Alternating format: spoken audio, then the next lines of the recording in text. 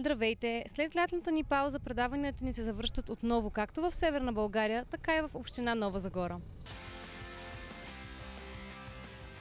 Здравейте, предаването Мотоспорт Екстра. В следващите близо 30 минути European Championship мотокрос в Кортен Гран при България, както и писта и супермото на летищен комплекс Долна Митрополия край Плевен.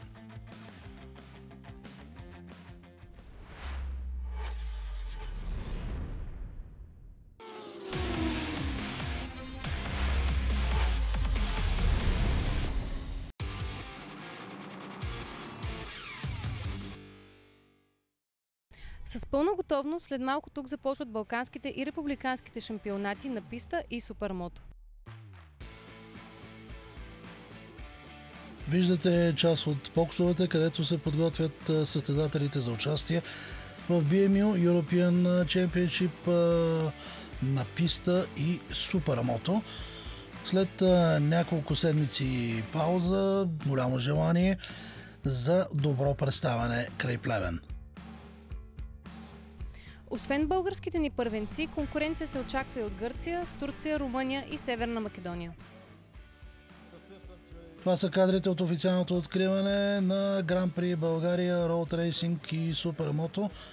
Президента на федерацията Ангел Траков, видяхте почния президент на Българската федерация Богдан Николов, гости от Северна Македония, президента на местната федерация господин Зоран Трайковски, шефа на летището полковник Банков, всички те част от официалната церемония.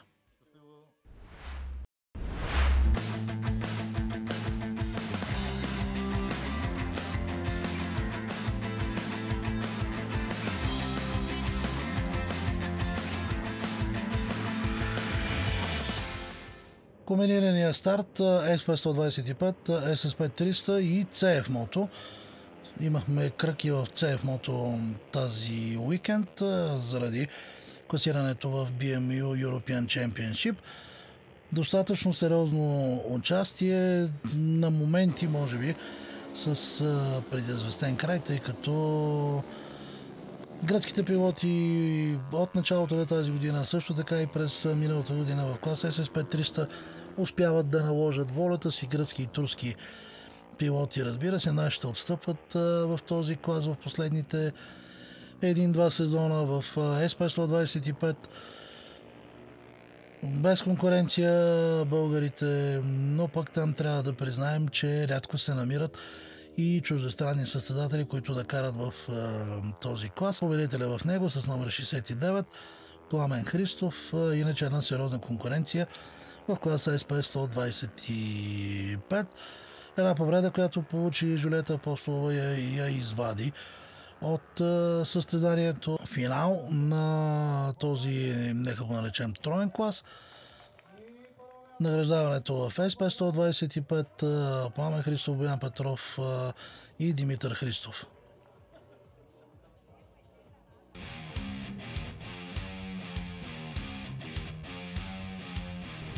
Какво е чувството да вземеш първото място? Чувството е много хубаво, като се приборим и си вземем първото място. Беше много хубаво ден, стана хубаво състезание. Вчера и днеска времето с нас не валя, което беше много добре. И стана много хубаво състезание. Призовавам до година да има още повече участници и да е още по-забавен сезон. А как премина подготовката?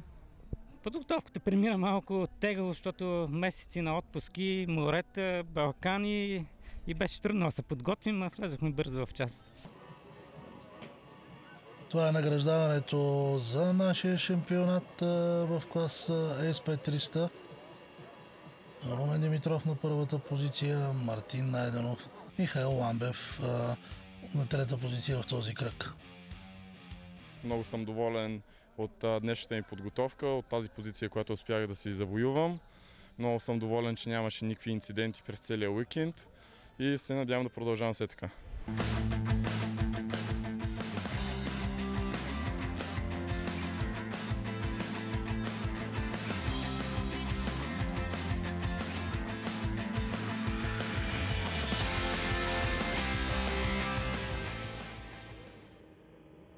На Формула 1000 също много сериозна конкуренция, така от началото на сезона.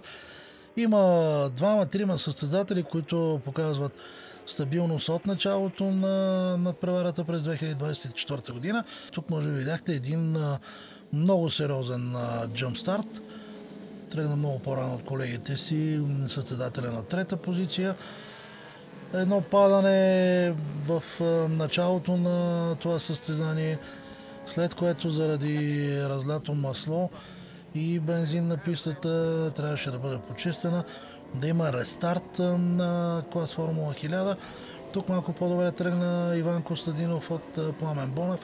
Успя още в самото начало да дръпне малко по-напред, като в различните обиколки увеличаваше преднината си. И с поредния си успех, трябва да кажем, Иван Костадинов през сезон 2024 година, като казвам пореден, той няма загуба през тази година, си осигури предсрочно титлата в републиканския ни шампионат.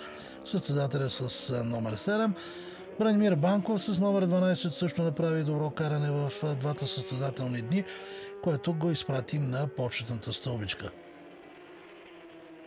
Минават на Иван Костадинов с номер 7. Минават и на Бранимир Банков. Ето го класирането на първите трима. Иван Костадинов с специалната фанелка за случая, шампион за 2024 година.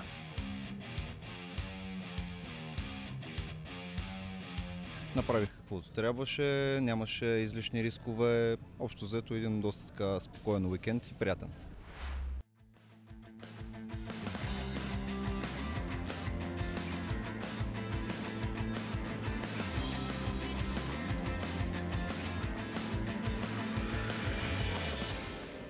В клас ССП 600 също много сериозно чуждестранно участие.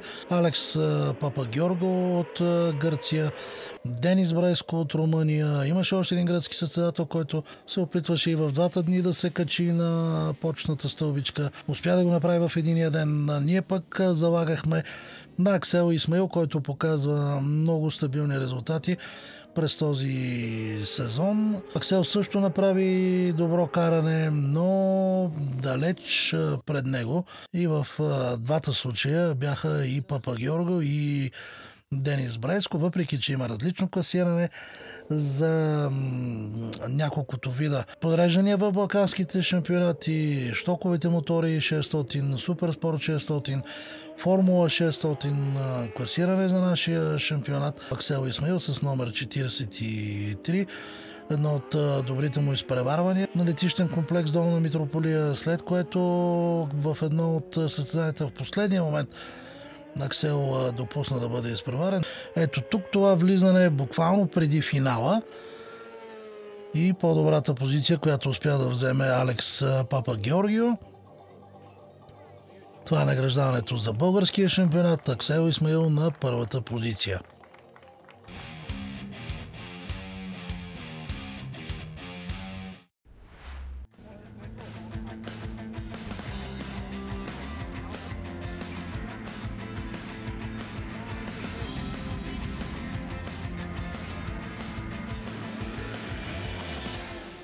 Тук интересното е, че освен двойната победа на Мартин Чой, станахме свидетели и на нов рекорд на пистата край Плевен.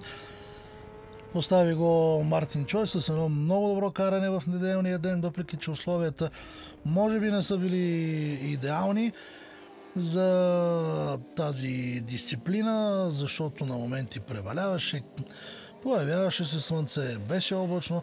Така или иначе Мартин успя да направи едно много добро каране и да подобри, ако не се лъжа, свой рекорд на пистата край Долната Митрополия с 5-6 години назад поставен. Едно много хубав кадър от камерата на мотоциклета на Милен Георгиев с номер 27. Тук трябва да добавим и гръцкото участие на Георгиос Папа Костас, също така в клас Супербайк на един от големите съперници на Мартин Чой и на нашите в Супербайк, Димитриос Каракостас. Ето го финала на надпреварата, финал и за Милен Георгиев. и награждаването за нашия шампионат. Мартин Чой, Милен Георгиев, Димитър Митов на третата позиция. Може ли да се каже, че това състезание ти е като тренировка за следващото? Може да се каже, че винаги когато е състезанието, трябва да даваш всичко от себе си. И днес съм изключително щастлив, защото успяхме да направим нов рекорд на пистата. Подобрих си стария рекорд. Наистина заминавам от тук за следващия кръг, който е последния кръг от световния ендуранс шампионат на пистата Болдор с едно много голямо самочувствие. Искам да кажа, че следващата седмица предстои един много страхотен ивент Еко Рали Акрополис и много големи поздравления за може би следващия най-голям талант, който аз виждам в българския мотоспорт. Говоря за писта, това е Никола Мирослав, който днес е спечелил втория манш от испанският шампионат на писта Шторил. Класирането: Мартин Чой, Пламен Петров, Милен Георгиев на първи 3 места. В началото започна първи. Кое ти попречи да завършиш първи? В началото Мартин направи грешка на Риека, на най-отдалечения завой на пистата и се възползвах от това нещо да го изпревара. Но след което просто темпото, което може да поддържа на тази писта на Мартин е доста по-голямо. Отделно моят бюджет не го позволява да падна, така че няма да мога да се възстановя, ако рискувам много, за да мога да сваля чак толкова времето. Така че аз съм задоволен с тази позиция. Дойдох тук, за да взема точки за шампионата и да успея евентуално да се боря за някакво класиране на края на годината по-предно. Радвам се как се завърши уикенда. Всичко е безаварийно, прибираме мотора както сме го разтоварили. Хубавото е, че нашите успяха да спечелят отборната надпревара. Ето как Мартин, Пламен Христов, Велислав Марков и още някой има на заден план получават купата.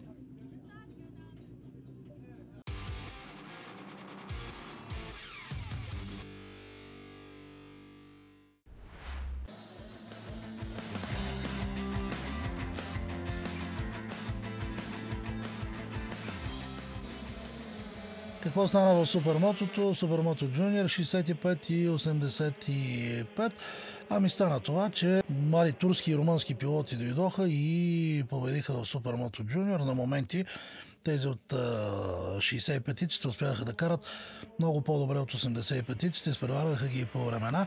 Тук също падна един рекорд на трасето край Плевен, но трябва да отбележим, че в тази възраст определено турски и румънски състезатели като че ли имат малко повече предимство пред нашите, дали заради по-добра подготовка, заради повече участия на състезания в чужбина, чрез които се трупа опит. Тук старата максима, че у дома и стените помагат, не свърши кой знае каква работа. Да, имахме в Супермото Джуниор номер 13 Стефан Драганов, който се качи на стълбичката, но при другите много сериозно изоставане на нашите млади състезатели. Финал в този ден на поредния мач в Супермото имаше време да се обърне Стефан Драганов, за да види дали е преследван. Ето виждате 3 турски знамена на първите 3 места в класирането. Така изглежда и общото. Супермото Джуниор 85. Стефан Драганов, ето го на третата позиция. Марк Лукайовита, Марк Сабо, двама румънци пред него.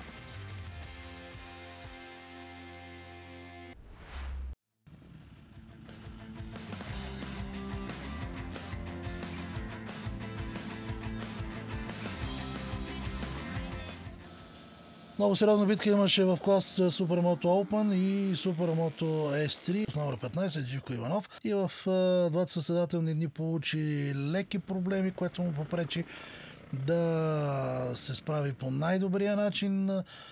В крайна сметка обаче Живко също така стигна до подиума в Супермото Open. Димитър Тотев. На гърба му почти през цялото време Славомир Иванов, Цветомир Радоев. Разменяха първо, второ и трето място на няколко пъти, но голямата битка определено можем да кажем, че беше между тези двама състезатели, Димитър Тотев и Славомир Иванов в клас Супермото Open. В S3 Живко Иванов, добри думи за него, Радостин Михайлов. Тук едно избутване падна Славомир Иванов и въпреки, че след това дълго време бяха гледани тези кадри, съвсем логично в реда на нещата. При супермотото може да се стигне до такива ситуации, така че нямаше и наказания, разбира се. Радостин Михайлов приключи в този манш финал за Живко Иванов, един от двата манша трети. Атанас Леков, който също имаше проблем с мотоциклета. В крайна сметка по-стабилната машина на Радостин го изпрати на първото място в класирането. Това е награждането в Supermoto Open. Димитър Тотев на първата позиция, Славомир Иванов на втората, Цветомир Радоев на третата. Как премина карането за теб? Вчерашния ден малко трудно. Имахме първи манш падане. Така доста лошо, ребрата си ударих. Но втория манш карахме добре. Завърших първи. Днес и двата манша завърших първи. Всичко беше перфектно. И от тук отново България на първото място в класирането при нациите.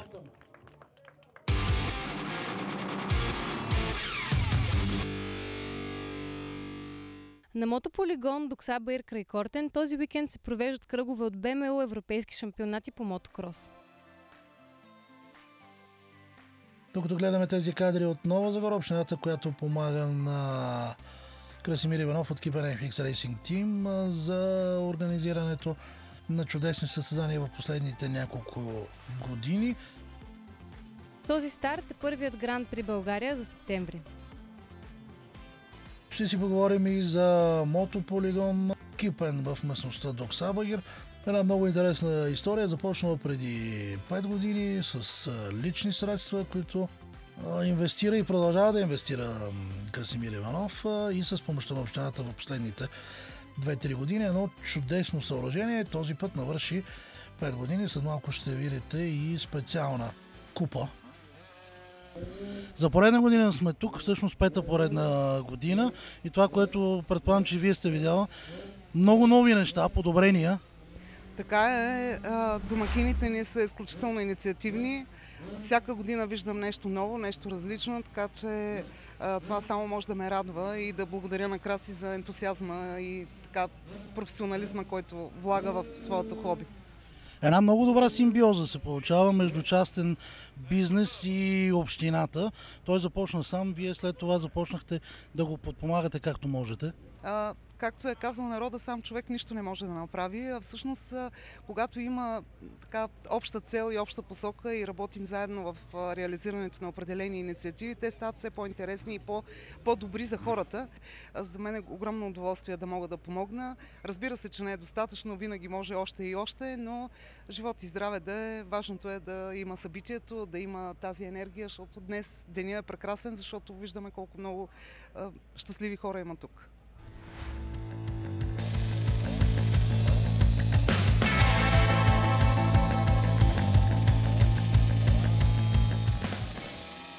Преминаваме към клас MX50. Малките гледат от големите, кръстят се преди да стартират и така стартират, че след 3 метра са на земята. Това в кръга на шегата, разбира се, иначе една много добра надпревара ни предложиха състезателите в MX50 с падания, повреди и с едно много добро каране на Радостин Присаров от M6 Yamaha Racing Team, който и в двата манша беше недостижим за своите съперници. Ето го с номер 22.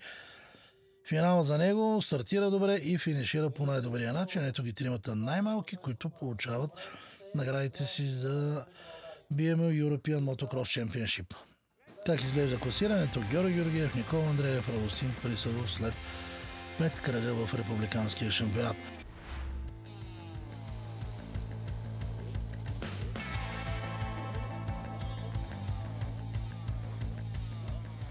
В класа MX65 много сериозно участие, което е радващо. защото този клас е изключително важен. Преходът от 50 към 85 и големите мотори, при 65 кубиковете много сериозно чуждестранно участие, така както беше и при 50 кубиковите. До трето място успя да се добере Виктор Колмоков от Сърбия. Иначе нашите Николай Павлов и Никола Мотавчиев водеха много сериозна битка. Имаше падания, имаше грешки от страна и на двамата. И в крайна сметка Никола Мотавчиев триумфира след двата състезателни манша в клас МХ-65. Втори Николай Павлов, трето място за Виктор Колмоков от Сърбия.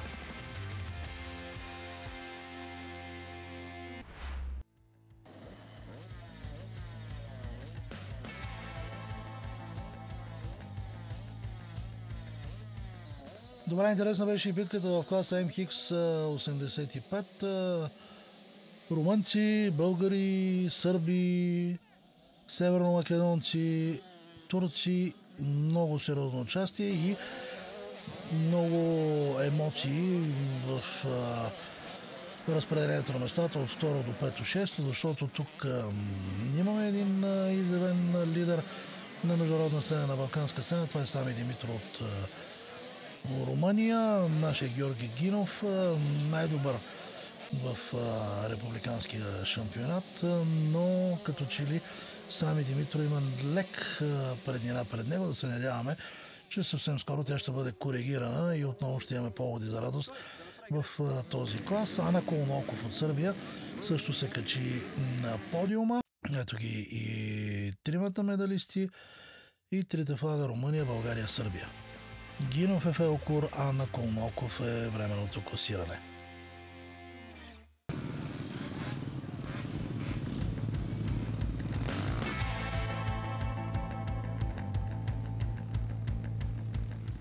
В клас МХ1, МХ2 в група А. Знаете, че от началото на сезона имаме и група Б. Там попадат състезателите, които не успеят да покрият времето на най-добрите. Те също отделно класиране имат и отделно награждаване.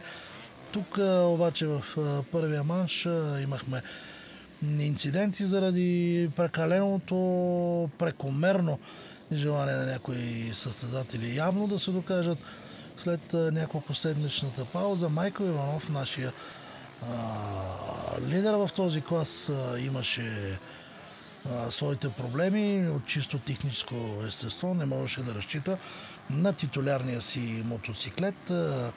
Трябваше да взима за това състезание друг, да кара с него. Съвсем логично не успя да разкрие пълния си потенциал и позволи на двама румънци да го изпреварят в различните маншове. Нещо, на което не сме свикнали да ставаме свидетели. Кристиан Томпа в МХ1. Това е награждането в класа МХ2, където Мариус Канакис от Гърция спечели първото място. След него нашия Даниил Стефанов на втората позиция от Ябланица, МХ на трета позиция също състезател от Гърция. В МХ2 награждаването, което виждате в момента: Даниил Стефанов, Павел Доневски и Мартин Лалев. Това пък е награждаването в класа МХ1. Кристиан Томпа, Георги Хабал и едва на трета позиция Майко Иванов. Пак казвам, нещо, което не сме свикнали да наблюдаваме в последните няколко години. Майкъл обаче остава лидера в подреждането с 216 точки. Юлиан Георгиев и Георги Георгиев след него.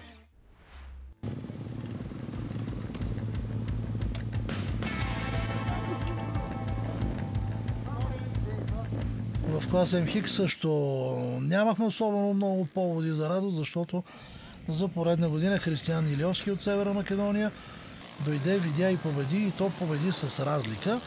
Тук може би беше и по-лесно, защото нашия най-добър състезател в този клас, Григор Царев, доколкото разбрах, е получил контузия няколко дни преди състезанието и не успя да вземе участие на Доксабо или край Кортен, което още повече улесни задачите на Християн Илиовски, но така или иначе Северомакедонец успя да натрупа много сериозно предина и слагаше секунда след секунда във всяка една обиколка на нашите състезатели в клас МХ. Ето го с номер 90, Кристиан Илиоски, победа за него. Отличен финал, бързо се прибира в клас МХ 250. Първото място за Георги Иванов от Ридо Самоков. Второто за Веселин Велинов, третото за Александър Ленев. Така изглежда и класирането в републиканския шампионат. Това пък е награждаването в клас МХ. Тони Маринов, Васил Георгиев.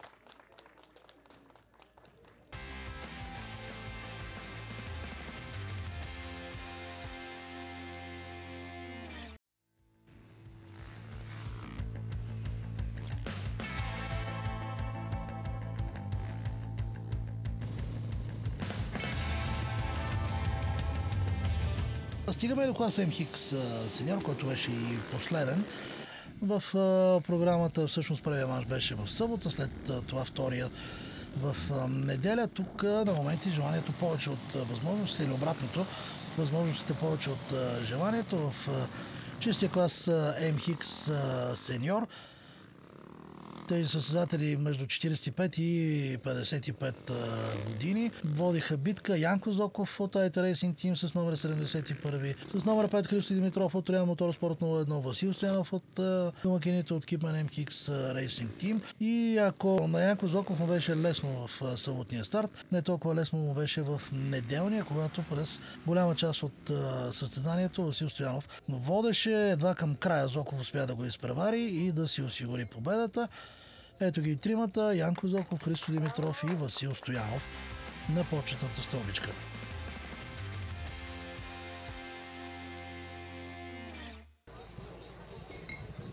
В клас МХ сеньор над 55, едно интересно завръщане: Димитър Аргиров и първо място за него Калчо Димов, втори Николай Ангелов на третата позиция. Поредно състезание отминава успешно. Какво е удовлетворението, когато видиш, че всички са доволни и си тръгват щастливи тук от Кортен? Да, за пета година това е седмото състезание, което организирам и добре се получи състезанието.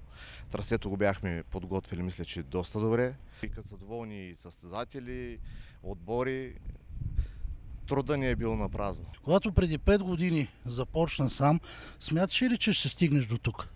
Да, аз винаги съм бил сигурен в себе си и знам какво правя. Въпрос на време беше през годините да надграда самото трасе и това, което съм искал да постигна, мисля, че вече го постигнах. Достатъчно направих през тези години, което от тук нататък бих се отдал малко на почивка преди състезание, защото това последното беше един месец доста натварване и така. Започна сам преди 5 години, по едно време и общината в Нова Загора започна да помага. От тук нататък ще продължиш и да разчиташ на една такава помощ? Винаги помощта е добре дошла, не само от общината, и спонсори, мои приятели, роднини, които ми помагат. Да, от 2 години общината помага на клуба, което ме радва. Видяха, че мога да организирам, мога да направя нещо, стана нещо красиво, хубаво състезание. Града се пълни с хора, хотели, ресторанти. Общо взето бизнеса разцъфтя по време на състезание. И се надявам да се включат и повече колеги, бизнесмени, които да помагат за развитието на спорта, не само в мотокроса и в другите дисциплини, защото това е начинът да се привлекат хора от цяла България и както виждате, ни организираме вече 2 години подред Балканско първенство и присъстват 7 държави. Нали? Това е лицето на нашата държава. В случая виждат Кортен и нашата писта и мисля, че това, което съм направил, е добро.